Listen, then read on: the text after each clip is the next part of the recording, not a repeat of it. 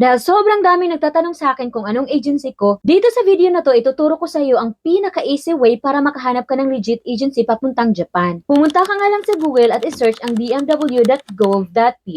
At lalabas dito ang Department of Migrant Workers. I-click mo lang tong Approve Job Orders, then scroll down. Dito sa job site, i-type ang Japan. And take note, hindi lang to limited sa Japan. Pwede mong isearch hanggang mood. At dito makikita mo na yung mga legit agency at position na pwede mong applyan. Mamili ka na lang. And if you have specific skills, pwede mo ring i-search dyan. Dito nga sa position, i-type mo lang yung skills na hinahanap mo. For example, mahaba-haba yung pasensya mo at pang permanent resident ang tirada, mag-caregiving ka. At kung gusto mo naman ng malaking sahod pero bakbakan, mag-farmer ka. At kung gusto mo namang naka-aircon, naka-jumpsuit, mag-food processing ka. Pwede din dito ang food service, automotive, painter, scaffolder at marami pang iba. Kung hindi ka pa rin kumbinsido, pwede mong i-check kung valid pa ba ang license ng agency na napili mo. Scroll up mo lang at pindutin ang License Recruitment Agency. Scroll down at i-type yung napili mong agency. Dito nga, hanapin ko yung agency ko mismo. And as you can see, valid pa naman siya hanggang October 2026. At ito pa nga ang iba pang mga agencies na mai-recommend ko base sa mga naging kaibigan ko at mga kamag-anak na andito na sa Japan. I-check mo na agad yung mga FB page nila, post mo na lang kung nabilisan ka. At kung may katanungan ka, i-comment mo lang dyan sa baba at wag mo ring kalimutang mag-like at i-share ang video na to para makatulong.